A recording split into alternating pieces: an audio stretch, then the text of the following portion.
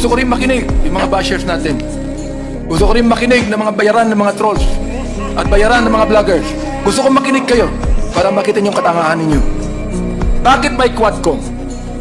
Bakit nagsama-sama ang public account, ang public order and safety, ang dangerous drugs at human rights?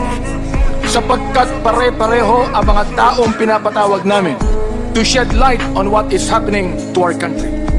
Ang proliferation ng illegal pogo sa ating bansa dahilan sa pagdagsa ng mga Chinese na mahigit kumulang na 300,000. Ang tanong ay ganito, sino ang nagbigay ng birth certificate sa kanila na naniniwala kaming fraudulently acquired?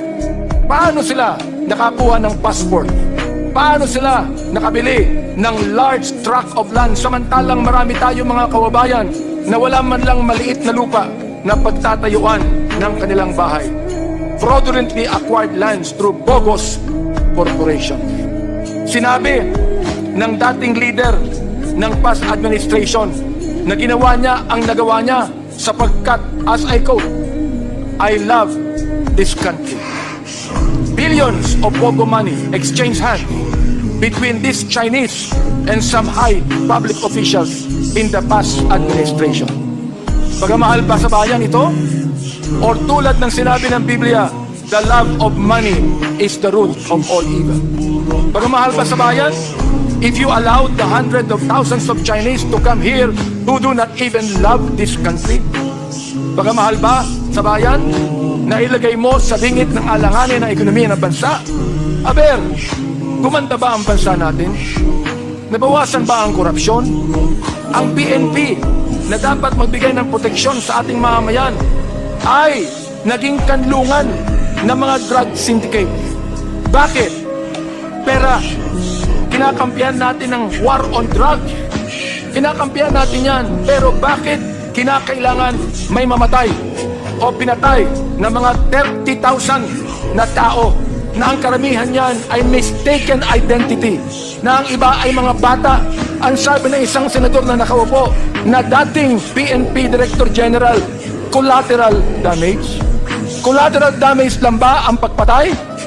Yan ang gusto kong sagutin ng senador na yan.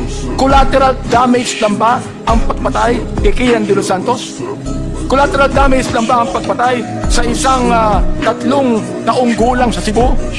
Collateral damage lang ba ang pagpatay sa isang 9 taong gulang na bata doon sa Caloocan? Collateral damage ang pagpatay sa isang pinagtanungan lang kung nasaan si Pilo. Hindi sa sinabi niya, hindi ko alam, pinatay yung pinagtanungan. Samantalang si Pilo ay buhay pa at naglalako ng drugs. Collateral damage ba ang pagpatay sa isang driver ng tricycle driver? Na nagsakay ng drug pusher? Pinatay yung drug pusher, pero pinatay din ang driver ng tricycle. Yung ba ay collateral damage? Pagmamahal pa sa bayan ito? Kapag ang tao pumapatay ng marami, at binabayaran ang mga pumapatay, pagmamahal ba sa bayan ito?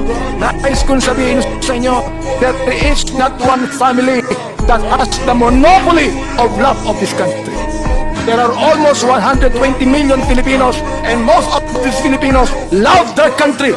Ayaw natin na mayroon lang isang pamilya na magsasabi na sila ang nagmamahal sa bansang ito.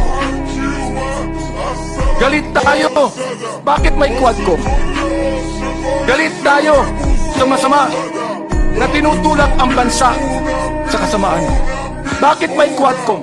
Galit tayo sa pogo o anumang sugal na lalong nagpapahirap sa ating bayan at nagpapayaman sa ilan. Galit tayo sa droga na pumapatay sa maraming ating kabataan. Galit tayo sa mga human rights violators. Ito man ay agents ng pamahalaan o NPAs o terorista o mga kriminal na naghahasik ng kaguluhan sa ating mahal na bayan. Hindi po tayo terorista. Ano po? Hindi tayo terorista. Hindi tayo komunista. Hindi tayo diktatorya. Tayo ay demokrasya na nagmamahal sa isang malayang bansa. May respeto sa saligang batas, sa karapatang pantao, sa mararangal na mga public officials, lalo na sa taong bayan. Ayaw natin ng proliferation of illegal gambling. Ayaw natin ng mga Chinese na gusto tayong sakupin.